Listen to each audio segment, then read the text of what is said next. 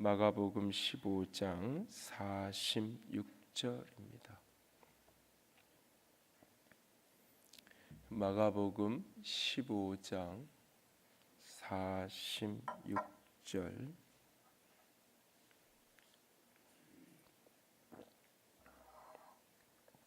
한 절 말씀 다 함께 읽겠습니다. 요셉이 세모포를 사서 예수를 내려다가 싸서 바위 속에 판 무덤에 넣어주고 돌을 굴려 무덤 문에 놓으니. 아멘.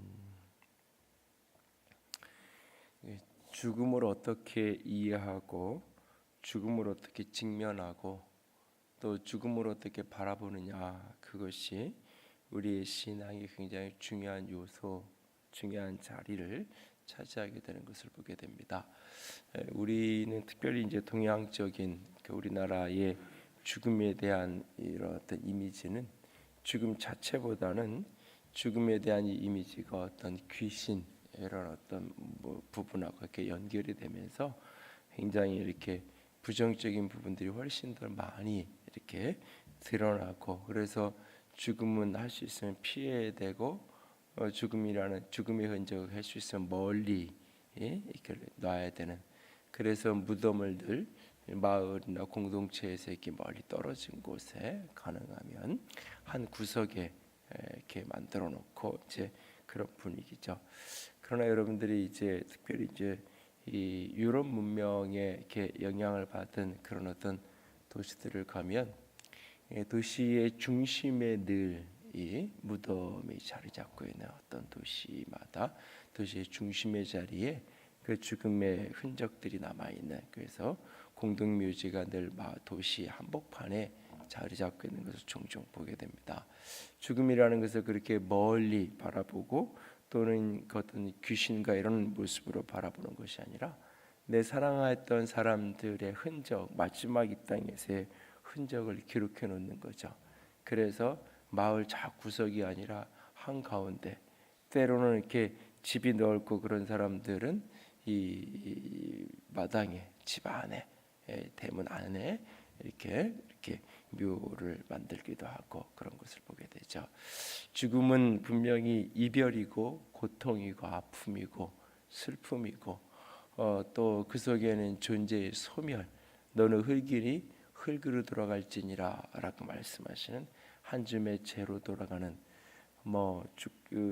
세상을 떠나고 며칠이 안 돼서 가는 우리가 요즘에 화장을 많이 하니까 화장을 해서 인위적인 방법으로 죄로 돌아가든지, 아니면 그 상태 그대로 결국은 시간이 흐르면 짧은 몇 년 안에 다 이렇게 한 줌의 흙으로 되돌아가 버리고 마는 게 인생이죠. 그것이 이제 죽음, 그렇게 존재의 소멸이라고 이야기하지만 그 육체가 소멸되고 육체가 사라지고 육체가 이별하는 것으로 끝나는 게 아니죠.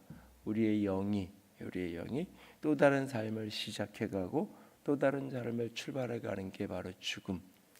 그 죽음의 모습을 이렇게 어떻게 그것을 특별히 받아들이고 직면해야 되는가 하는 것을 가장 잘 가르쳐준 그림 중에 하나가 헨리 나우엔이 사용하는 그림인데, 그게 이제 요즘에는 잘 보기 힘들지만 오래전에는 이렇게 명절이 되거나 그러면 서커스를 하는, 공중고개를 하는 것들이 가끔 특집 방송에 이렇게 나오고 그랬던 적이 있어요. 공중고개를 하는 이렇게 모습을 보면 그 위에서 이렇게 잡아주는 사람은 굉장히 근육질 힘 있는 남성이 대부분 잡고, 그 이제 이 공중고개를 하면서 공중을 날아다니는 그 사람은 대부분 이제 가볍고 아름다운 여인이 이렇게 하게 되는 경우가 종종 있죠. 그런데 이제 그 공중고개를 하는데 밑에 이렇게 망이 있고 그 연습을 하거나 이런 걸 이렇게 보면 이렇게 가끔 떨어진다 그래요. 그리고 사실은 이 심하게 다치는 경우도 종종 있고, 그런데 이 공중고개를 하면서 제일 힘들면서도 사실 그걸 터득하는 과정이 제일 어려워. 그리고 그것이 한번 터득해서 계속 그렇게 하는 게 쉽지 않은 것 중에 하나가 뭐냐면, 이 밑에서 날아오르는 사람은 절대 힘을 주면 안 된다 그래요. 이 밑에 날아오는 사람이 뭔가 잡으려고 이렇게 하면 결국은 이게 다치고 사고가 나는. 그냥 밑에서 이렇게 이 그네를 타다가 자기 몸을 던지는 사람은 아무런 의지가 없이 그냥 자기 몸을 던지면서 팔만 그냥 내어 미는 거, 내어 놓는 거예요. 그러면 공중고개하는 그 고개 위에 있던 그 사람이 그 힘으로 그것을 잡아내는 거죠. 그러니까는 저 위에 있는 저 사람이 나를 잡아줄 것을 믿고 그냥 내 몸을 그냥 그렇게 공중에다 이렇게 던져 놓는.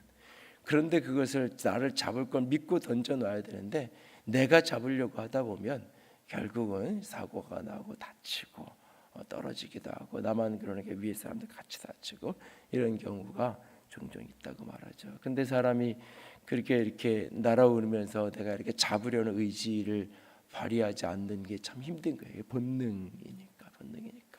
그러니까 물에 빠져 있을 때 그 사람들을 구원 이렇게 살려줄 때도 힘이 있을 때는 뛰어들어가면 같이 죽는다고 얘기하잖아요.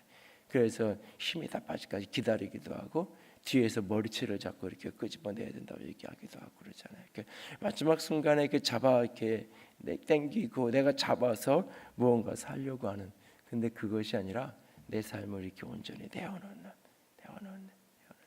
그래서 마지막 우리가 육신의 죽음에 대한 이야기를 들을 때도 어제도 이제 우리 김창원 권사님 어머님이 이제 돌아가셔서 오늘 이제 발인이 되는데 이제 그 마지막에 숨이 이렇게 끊어져가는 한 2주를 거의 이제 마지막 뭐 이제 다 됐다. 그래서 몇 번씩 이제 의사 선생님 호출을 받고 뛰어가고 그랬었는데 이제 그게 이제 반복되면 사실은 그냥 빨리 가셨으면 좋겠다 이런 생각이 이제 자녀들 속에 너무 힘들어하시니까 그런 생각이 들죠. 근데 마지막 그 순간에 그 아들이 둘째 아들을 조금 봐야 되는데 둘째 아들이 또 거기도 처가 쪽에 이제 장례가 나서 거기에 가 있고 그래서 이제 그런 느낌이 들어서 마지막 전화를 이제 스피커폰으로 해가지고 이제 아들의 목소리를 들려주니까 그러면서 이렇게 마지막 이별의 인사를 아들이 하고 그 말을 듣고는 이제 얼굴색이 숨이 가파르던 숨이 평안해지기 시작하고 그러면서 마지막 임종의 그 순간을 옅은 미소이지만 이제 뭐 장례를 여러 번 치렀고 본인도 이제 마지막 임종을 시아버지 시어머니 다 이제 오랫동안 모시고 치르고 그랬지만 그렇게 이렇게 미소를 띠면서 웃으면서 이렇게 세상을 떠나시는 모습을 제가 처음 봤다고 그러면서 스데반의 그 장면이 그 이야기가 떠올라서 어머니가 그 순간 예수님을 보고 저 하늘의 천사를 보는 것 같은 그런 어떤 마음에 그래서 참 힘들지만 한편으로 위로가 있고 평안이 있는 장례를 치르고 가족들이 치르고 있는 이야기를 들었지만 내가 이렇게 마지막 순간을 잡는 게 아니라 그래서 끝까지 내가 그것을 이렇게 놓지 않는 게 아니라 그냥 나를 내어 맡기는 게 죽음의 모습이죠. 그것을 우리가 인간적인 언어로 가장 죽음을 잘 표현하는 언어가 결국 잔다라고 하는 표현이에요. 잔다라고 하는 표현. 그러니까는 이 세상에서 제일 힘든 것 중에 하나가 잠을 억지로 자보려고 하는 거잖아요. 오지 않는 잠을 자려고 애쓰는 고통. 그게 인생을 살면서 가장 사실 힘든 고통 중에 하나예요. 그냥 이렇게 누우면 이렇게 바로 이렇게 잠이 오고, 그냥 그렇게 잠이 온다라고 우리가 표현하잖아요. 근데 잠이 오지 않아서 자보려고 애를 쓰고 뭐 하나부터 100까지 쉬어보기도 하고 별 생각을 다 해도 이게 잠이 안 오잖아요. 그게 어떻게 보면 가장 힘들고 고통스러운 거잖아요. 죽음을 잔다. 결국은 잠에 드는 거죠. 하나님의 은혜 속에 들어가는 것이고 나를 내어 맡기는 거예요. 그리고 그 죽음을 잔다라고 말할 때 잔다라고 하는 그 요소 속에는 결국 쉼의 요소, 안식의 요소가 있고 잔다라는 그 말 속에는 깨어남에 대한 소망, 깨어남에 대한 약속, 깨어남에 대한 기대가 그 속에 있는 거죠. 그래서 아침이 오는 게 너무너무 설레고 너무너무 기분 좋은 소풍 가기 전날, 여행 가기 전날 내일 아침이 너무 빨리 왔으면 좋겠잖아요. 근데 아이가 왜 이렇게 안 오냐고 말할 때 엄마가 얘기하잖아요. 자면 금방 아침이 와라고 말하잖아요. 마치 그런 것처럼 우리가 깨어날 그 영광을 소망하고 기다리는 그의 죽음은 결코 두려움과 공포가 아닌 거죠. 오늘 예수님께서 마지막 십자가에서 숨을 거두시고 유대인들이 안식일에 예수님의 십자가가 매달렸기 때문에 6월절 절기 시즌이고 이제 안식일로 넘어 들어가기 때문에 저 이렇게 시신을 좀 빨리 치워달라는 그런 청원을 일부 하게 되죠. 그 무렵에 숨어 있었던 제자 가운데 한 사람이었던 아리마대 사람 요셉, 그리고 공회원이었던 요한복음 3장에 등장하는 니고데모, 이 사람들이 같이 이제 빌라도에게 이야기. 빌라도를 이제 결국은 이 정도의 이제 예수님의 시신을 얻어내려면 빌라도를 대면해서 만날 수 있는 정도의 그런 어떤 영향력, 사회적인 영향력을 갖고 있어야 되죠. 이 아리마대 사람 요셉이라는 사람이 가서 시체를 요구를 하게 되죠. 거기에 이제 결국은 니고데모도 같이 이제 이 장례를 치르는데 동참을 하게 되죠. 그때에 이제 그 빌라도는 예수님이 그렇게 빨리 죽었는지, 보통 이제 십자가형을 하면 짧으면 3일, 이 보통 일반적인 보통의 사람들이 일주일 이상 십자가에 매어달려 있는 거거든요. 그래서 온도차가 심하고 그러면서 결국은 뭐 그 피비 있는 날을 맞고 이 새들이 와서 머리에 앉아서 쪼아먹기도 하고 뭐 그러면서 서서히 숨이 끊어지는 거예요. 급소를 피한 채로 결국은 모든 것이 이렇게 물과 피가 다 쏟아내리면서 죽어가게끔 하는 게 십자가형인데, 벌써 빨리 죽었을 리가 없다고 생각하는 거죠. 그래서 진짜 죽었는지 안 죽었는지 확인을 하게 하고 죽은 것을 확인한 다음에 시신을 이제 이 요셉에게 내어주게 되고, 그가 이제 세마포를 사가지고 급하게 세마포를 마련해 가지고 와서 예수님의 시신을 내려서 그걸 싸서, 아무도 한 번도 장례를 치른 적이 없는 새로운 무덤, 그러니까 땅을 파서 이렇게 매장을 하는 풍습이 아니라 굴에다가 이렇게 안치를 하는 그런 풍습이었던, 그래서 자연적인 동구 굴이 아니라 바위의 판, 그래서 46절에 바위 속에 판 무덤, 이게 그러니까 석회암지대이기 때문에 우리식으로 얘기하면 바위 속에 굴을 판다는 게 상상이 잘 안 되죠. 근데 여기 이제 석회암지대이기 때문에 바위와 흙의 중간 형태, 그래서 표면적인 부분들은 바위인데 속에 들어가면 흙처럼 이렇게 쉽게 팔 수 있는, 그리고 다시 또 이게 이제 이 공기랑 맞닿으면 다시 또 그 표면이 딱딱하게 이렇게 바위처럼 굳어져 버리는 그런 어떤 지리적인 특성 가운데에서 이제 그 한 번도 사용하지 않은 바위 속에 있는 새 무덤에 예수님이 안치가 되고 무덤 문을 돌을 굴려서 가두게 되는 이 죽음의 날, 금요일과 주일, 십자가와 부활의 사이에 깊은 어두움 가운데 던져져야 되는 이 날. 그리고 이 날을 이 전통적인 사도신경의 신앙 고백에는 우리 한국 교회의 사도신경에만 생략되어 있는 이 장사 지낸 바 되시고 그가 지옥에 내려가시고 또는 음부에 내려가시고 이렇게 번역이 되어 있는 그의 영이, 그의 육체는 장사 지낸 바 되어지고 그 영은 저 죽음의 권세의 마지막 끝자락인 지옥의 자리, 음부의 자리까지 내려가셨다. 이게 이제 어떤 의미냐? 베드로후서에 이제 그가 옥에 내려가셔서 복음을 전했다는 표현들이 나와서 이걸 이제 어떻게 해석하느냐에 따라서 가톨릭의 연옥설이 나오고, 이제 죽은 사람을 위한 기도, 사자를 위해서 기도할 수 있다라고 하는 그런 어떤 개념들에 대한 이론적인 게 이제 거기 그 구절 한 구절을 근거로 해서, 특별히 이제 외경에 등장하는 가톨릭의 다른 문서들을 근거로 해서 이제 가톨릭에서는 죽은 사람을 위해서도 기도할 수 있고 죽은 사람을 위해서 기도할 수 있다라고 인정하기 때문에 거기에 이제 제사도 같이 이제 수용하게 되는 개념들로 같이 이어지게 되죠.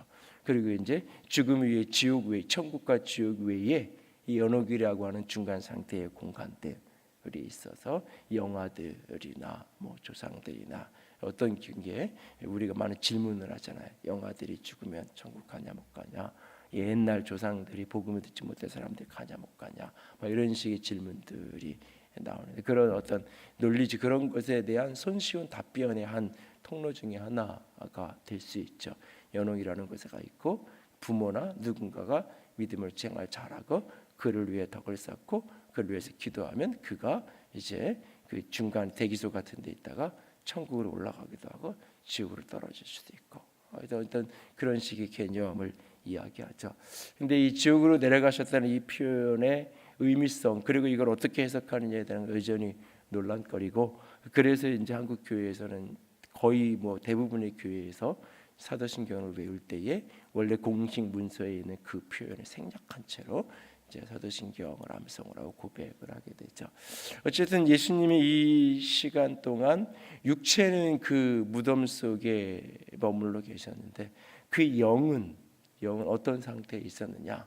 죽음과 함께 영육이 분리되어서 있다고 말할 때 그 영은 어떤 상태였느냐? 이것이 이제 오랜 세월 신학자들의 고민이고 토론이에요. 그래서 이제 그 흔적 중에 하나로 성경에 이제 옥에 내려가시고 그래서 지옥까지 내려가셨다.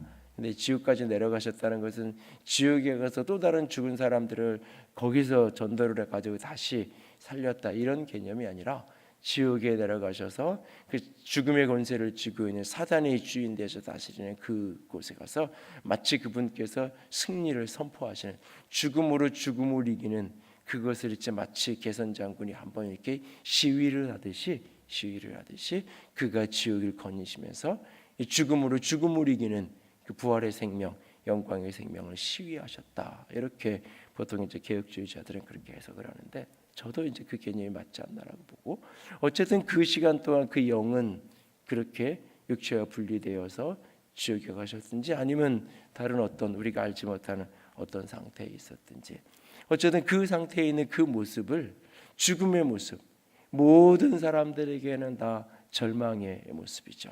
바로 이 시간에 예수님은 그 무덤 속에 그의 육신이 그 캄캄한 어둠의 암흑 속에 바위 속에 판 그 무덤 속에 안치되어 있었고, 제자들은 두려워서 그 공포 속에 어느 다락방인가 갇혀서 스스로를 가두는 거죠. 바깥에서 나를 집어넣어놓고 바깥에서 문을 걸어 잠근 게 아니라 그 안에 들어가서 스스로 두려워서 스스로 문을 걸어 잠고 그곳에 갇혀 있는, 무덤은 거기에 들어가고 누군가가 바깥에서 문을 걸어 잠근 거라면 제자들은 스스로 다락방 속에 들어가서 숨어서 스스로 문을 안에서 잠고 걸어 잠그고 그렇게 숨어 있는 같은 어둠이에요. 인생이 어쩌면 이 십자가에서 부활까지의 이 어둠, 이 깊은 어둠을 경험하는데 이 어둠을 우리는 안식이라고 오늘 표현을 해요. 그리고 이 토요일을 이 교회는 대토요일이라고 표현을 하면서 이 날을 안식의 날이라고 표현을 해요. 죽음이고 고통이고 이별이고 절망이에요.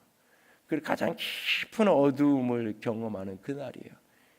육신은 그 빈 무덤에 캄캄한 그 무덤에 그 모습이 홀로 버려져야 되고 그 영은 지옥 깊은 곳에 내려가지는 그 가장 깊은 어두움을 경험하는 그리고 그 죽음을 바라보는 제자들도 역시 가장 깊은 절망과 가장 깊은 좌절과 어두움 속에 공포의 두려움 속에 숨어서 그렇게 어느 다락방가에 문을 걸어 잠고 숨어 있는 인생의 가장 깊은 어두움을 경험하는 절망을 경험하는 그 시간, 그런데 그 시간 우리는 안식이라고 표현을 해요. 쉼의 시간이라고 표현을 하는 것을 보게 됩니다. 왜? 깨어날 거기 때문에. 왜? 이 무덤 문을 열고 부활의 영광을 맛볼 것이기 때문에 우리는 그것을 끝이 아니라 절망이 아니라 안식이라고 쉼이라고 말하고 있어요. 오늘 나의 인생도 우리의 인생도 마찬가지입니다. 인생이 우리도 어느 날 이 죽음의 순간을 직면해야 할 것입니다. 그 죽음은 영원한 소멸이나 영원한 이별이나 영원한 공포가 아니라 죽음은 우리에게 또 다른 삶의 문을 열어주는 시작이기에 그것은 우리의 안식이고 그것은 우리의 쉼이라고 표현을 합니다. 인생의 어떤 순간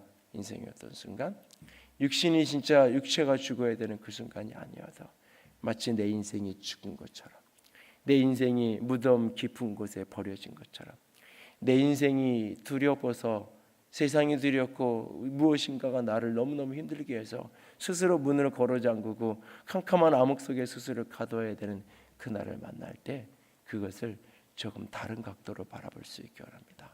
그것이 나를 안식하게 하는, 그것이 나를 쉬게 하는, 그것이 나를 평안하게 잠시 머물게 하는 축복의 여정이 되기도 할 것입니다.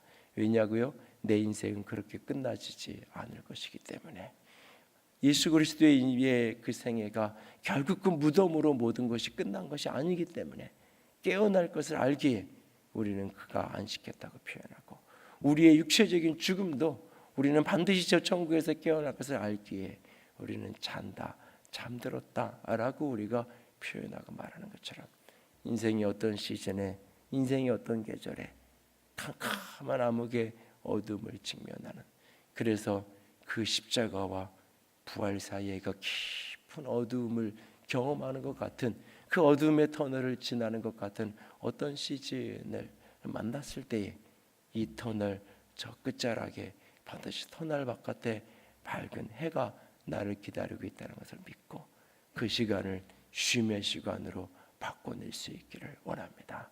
그 시간을 공포와 두려움으로 어떻게든 빨리 끝내려고, 어떻게든 이 시간을 빨리 벗어나려고 발버둥치고 몸부림치는 것이 아니라, 그 시간에 잠시 머물러서 쉼을 갖고 여백을 갖고, 그럴 때에 주님께서 그것을 다시 벗어날 수 있는 새로운 삶의 여정으로, 새로운 부활의 영광으로 주님께서 우리를 인도해 가실 것입니다.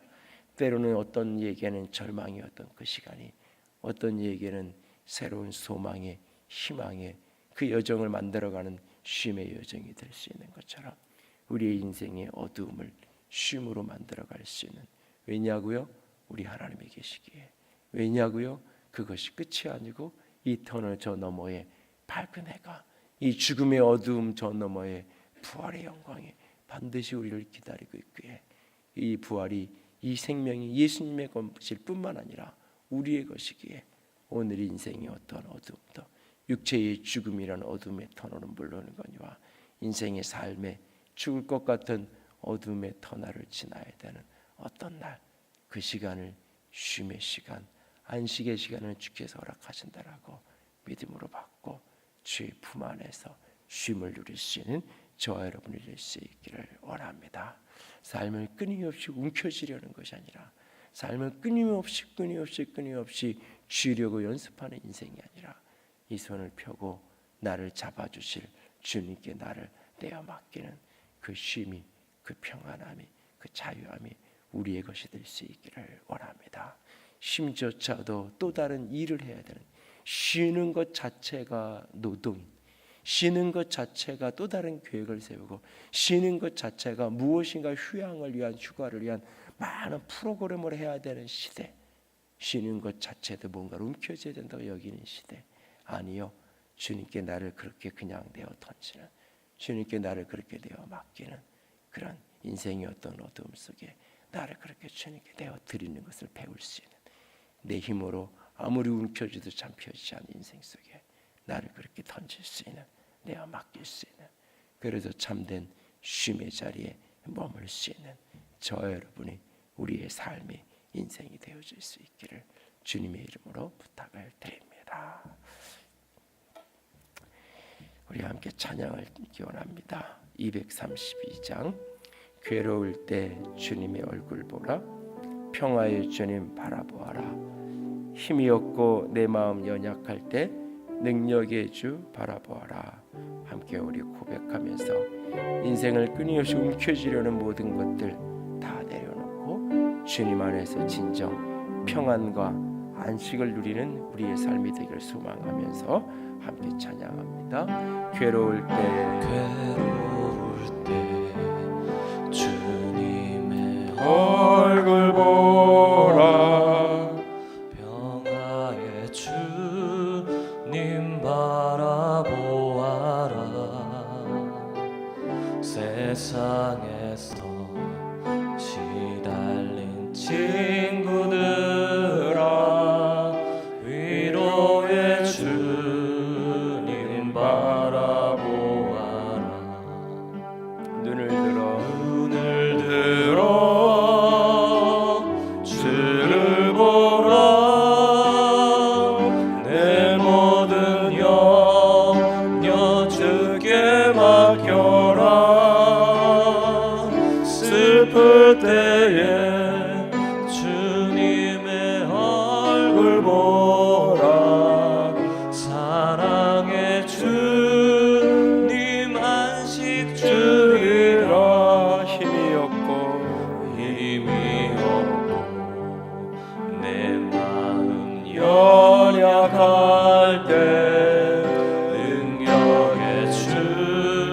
주님 바라보아라.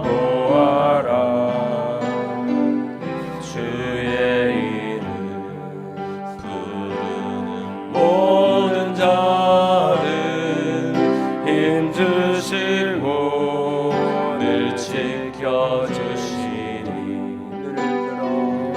눈을 들어 주를 보라. 내 모든 염려 주께 맡겨라.